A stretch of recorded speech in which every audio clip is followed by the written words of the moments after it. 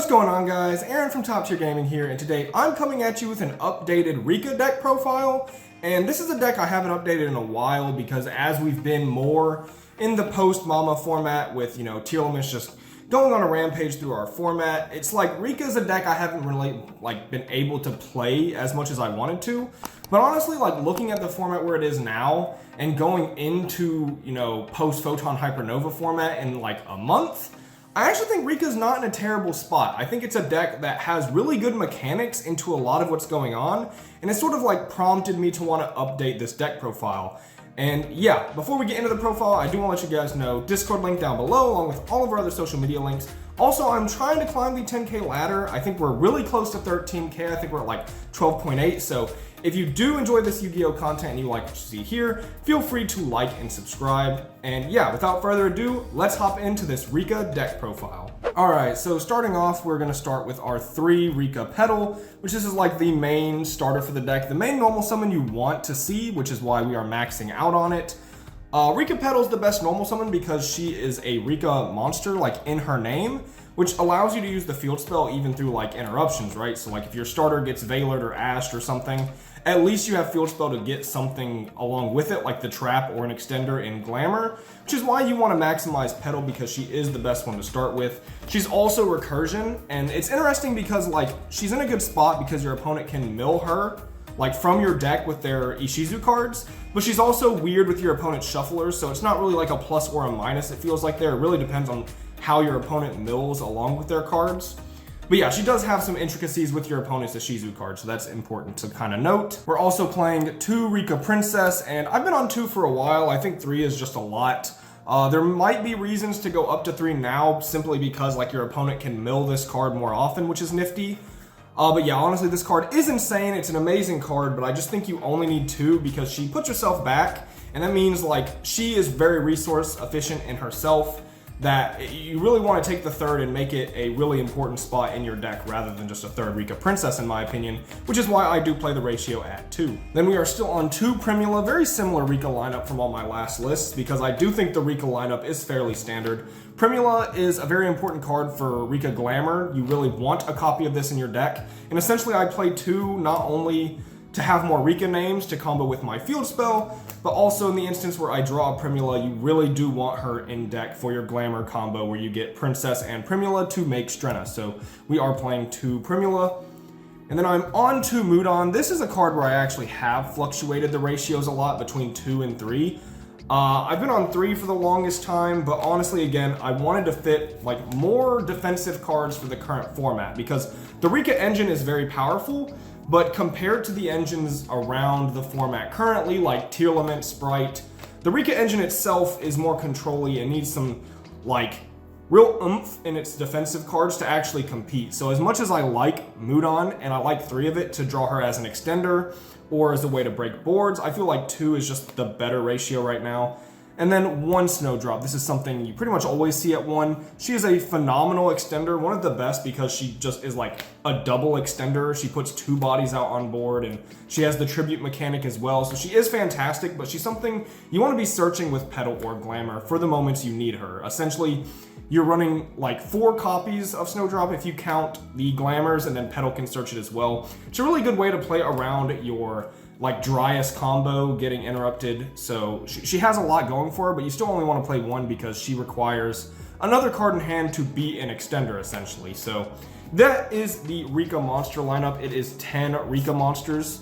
So pretty standard. The only things maybe a little different from most builds are Mudon can be at 2 or 3. I've seen 2 Snowdrop before. You can choose to play 3 Princess, but this is how I choose to play the Rika monster lineup. And then I have 3 Rika Konkon, which is probably the best card in the deck. This is the card that sort of brought this deck to the forefront of Power of the Elements format because it is such a phenomenal card. Being able to tribute your opponent's cards instead of yours. Well, I should say opponent's monsters, not cards, because you can't tribute their back row like the Fluanderie spell, right? But this is such a good way to get rid of your opponent's board and play into boards. And why we're maxing it out, and by maxing it out, I mean I'm also playing Terraforming with it.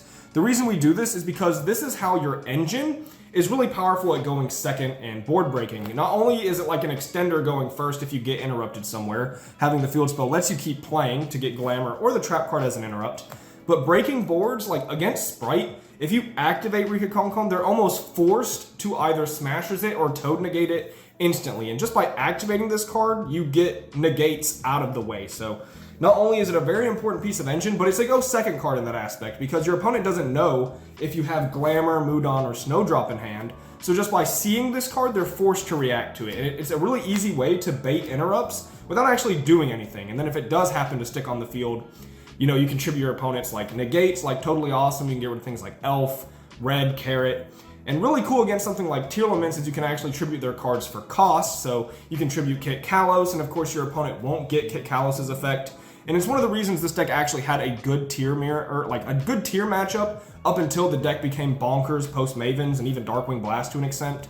But yeah, Tearlament was an amazing matchup in Power of the Elements format simply because of this card. And it's still, you know, the interaction still exists, it's just a lot harder to pull off. But we are maximizing our field spell. And then we are playing V3 Rika Glamour, which this is a no-brainer. This is one of the best consistency cards for the deck. And it's a starter, but also a go second card. And it's so good because if you have the field spell, you can tribute your opponent's monster to search 2 cards, which just sounds insane. It's like so much advantage in one card, and it sets up your plays. There's a couple of different routes you can do it to with it as well, I should say, where you can get Primula and Princess, or you can get Petal and not Dryas, Loci, or Loki, depending on what you want to call him. And that's really good because it means you can go through a bunch of different lines, and this card's a little more flexible. But using it as a go second card is fantastic, right? Like if you have Field Spell and your opponent has like Wind Barrier statue, you can just tribute it with Glamour and get your plays going. So yeah, very, very phenomenal card. We are going to maximize that. And then I'm on the 1 sheet, which is something you could choose to play 2 of. I've seen a couple of lists play 2. I like the 1. It's not really a card I want to open all the time. It's not terrible, but as far as like playing into a board, seeing multiple of this or even one of it can be not great. It is a great interrupt, and it's one of the best things about the Rika engine is sheet because it clears 2 bodies at one time. But I don't think it's something you necessarily need to play 2 of, and I think 1 fits just nicely, especially when we're trying to fit a bunch of good cards into our 40 card deck. Next, we have the Sunseed package. We have, or like the Sun Avalon package, whatever you want to call it. We have the 2 Sunseed Genius Loci.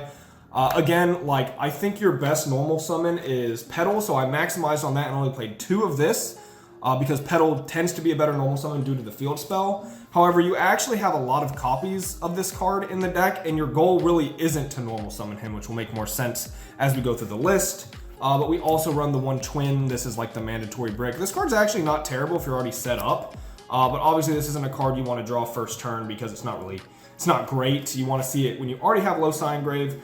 And it's a little weird now because shufflers hurt the package a lot, but honestly, like, if they shuffle your twin effect, usually it's fine because they're using a shuffler in not like the best spot, because this effect doesn't matter too much. It's just an extra extender at the end of the day.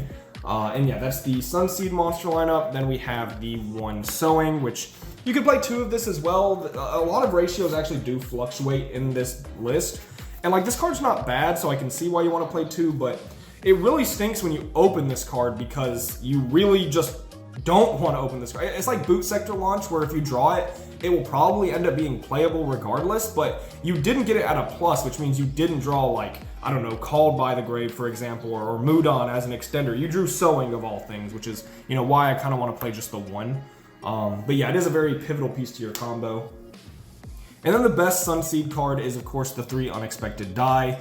Yeah, this is the best card in the Sun Avalon engine. This is just more copies of Loci, but it's emergency teleport, so that's phenomenal and why we definitely only play 2 of the vanilla. Yeah, you really want to see this and Petal in your opening hand. Like, that's why we're maximizing all 6 copies of those, because that's a lot of like good engine aspects of the deck to see both of those. You can push through a lot with that depending on the rest of your hand. So yeah, Unexpected Die is something you want to max out on. It's not really ever going to get ashed, but it's not once per turn. So if you open multiple and they ash it, or negate one with like Rule Kalos, I guess, you can play multiple Unexpected Die, which is great.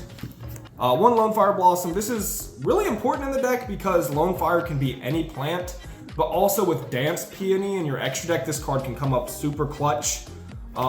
Yeah, it's really important to play the 1 Lone Fire. It can be either engine. It can be the Rika engine or the Sun Avalon engine.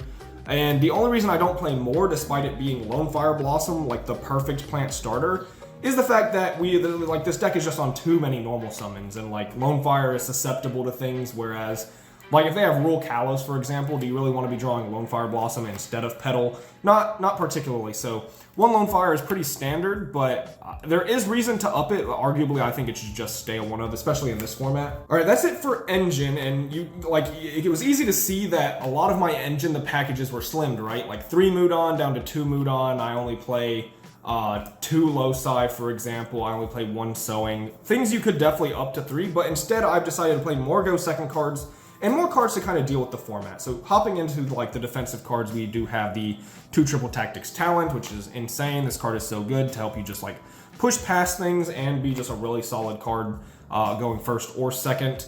And 1 Called by the Grave. If you're not playing Tearlament, you're almost forced to run this card in your deck, because at bare minimum, it stops a tier name for 2 turns, or it stops a tier name effect and you get rid of a shuffler. So like either they're not going to fusion summon because they had to shuffle their card back, or they're not going to fusion summon because you've shut off a Tearlament name for 2 turns. Like this card is insane.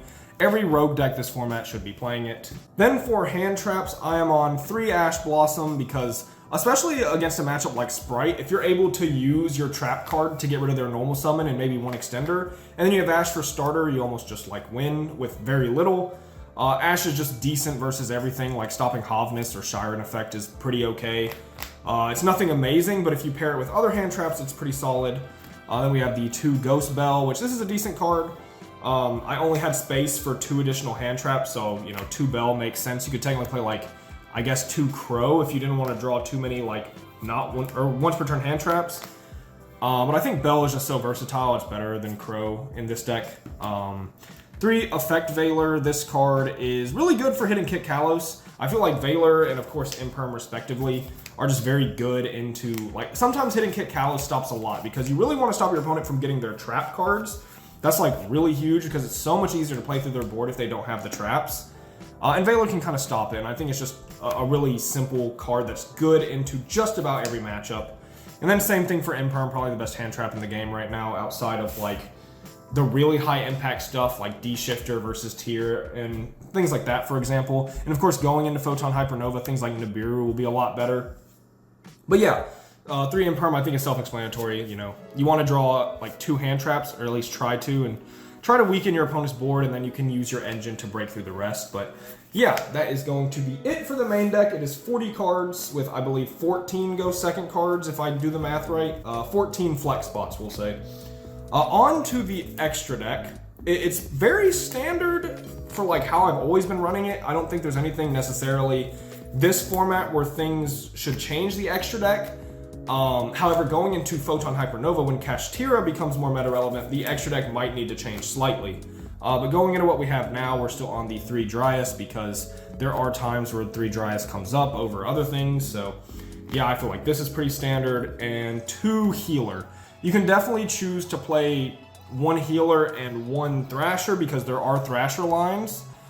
Personally, they never really come up for me, and the Healer actually matters in certain time scenarios where you need to gain 600 because your opponent used like Advent of Adventure.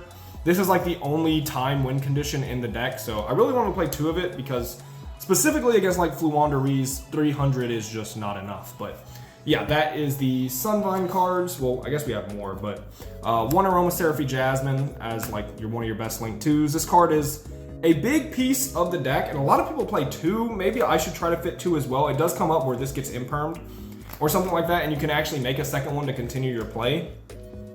But I haven't really decided what to take out for this slot if I want to play anything else over it, but Jasmine is a very important combo piece. It's not like 100% needed, but it helps out a lot. And then we have 1 Melias because he is like a free Lank 4. If you go for him, I feel like I just said Lank 4, that's wild. Free Link 4, if you end up going for him. He's really solid, but he's really weak to shufflers right now as well, so it depends what you do for him. And his whole goal is essentially to turn a Link 2, or like a Link 3 into a Link 4 for free, and then make Bangalancer, because this card's actually a pretty solid interrupt. It's really bad, like, in time, but overall a really good card that just bounces and can help clear boards, help, like, defend your board, and he's also, like, a free recursion monster in the graveyard, which is huge. Lastly for links, we have the 1 Dance Peony, which this card is an amazing extender, but also in like the sense where she's a Hail Mary. because if you have nothing else, you can still go for Dance Peony, similar to like Verte Anaconda in a sense. Back in the older formats where like, oh, I got hand trapped twice, I'll go Verte and still get a board. If your Dance Peony hits, it can be an entire game changer. It can make your opponent's hand traps irrelevant and actually get you somewhere solid, especially if you hit 2. And this is one of the reasons you really like Lone Fire Blossom, is because Lone Fire instantly gets around Dance Peony's restrictions. So yeah, Dance Peony is amazing.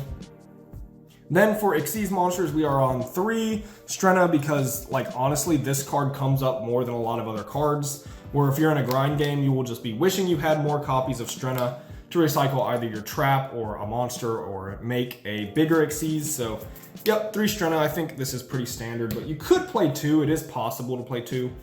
And then my sort of big plant lineup is going to seem a little weird. We have the 1 Teardrop, which is completely normal to play 1. You could play 2, but I think 1 is perfectly fine. And then I'm on 2 Hyperion because I was borrowing my friend's Alsay, and he wanted it back, so I just sort of substituted one of the Alsays with a second Hyperion. But like maybe this is okay going into Kashtira format potentially. Honestly, I think you should be playing an Alsay more than likely in one of these slots, but this works. If you make the Teardrop naturally and it goes to grave, you can use Strenna to like special it from graveyard. So yeah, like you have a lot of flex here per se. Maybe you only need 2. I found in a lot of my older matchups back in like Power of the Elements format, I needed 3, but maybe you can get away with 2 and then run the second Jasmine. I haven't really seen what a lot of other Rika players are doing recently. But yeah, I think 3 is fine, and you could play Alsay or you can play 2 Hyperion, however you want to do it, but yeah. And that is going to do it for this updated Rika deck profile. This is a deck I haven't really been able to show off in quite some time, but I got some inspiration with the deck and I wanted to play it at locals. And yeah, it's just a deck I really enjoy. A lot of people know me for the Rika deck, like especially middle of last year, because I was like one of the first people to top with this deck in a competitive setting. In fact, I think the first person in the TCG to top with Rika in a competitive setting. So it's a deck I really enjoy and I definitely wanted to update it. But yep, that is going to be it for me. I hope you guys enjoyed the deck profile. If you did, leave a like and subscribe. Let me know down in the comments below any changes to the deck, or if you're like a big Rika fan, how are you playing at this format essentially? And like, what do you think the deck needs? Can it compete in tier limit format? Is it going to be okay into Kashtira tier limit format? You know, anything you want to leave down below, I'll be sure to read them. And yeah, this has been Aaron from Top Tier Gaming. Bye, YouTube.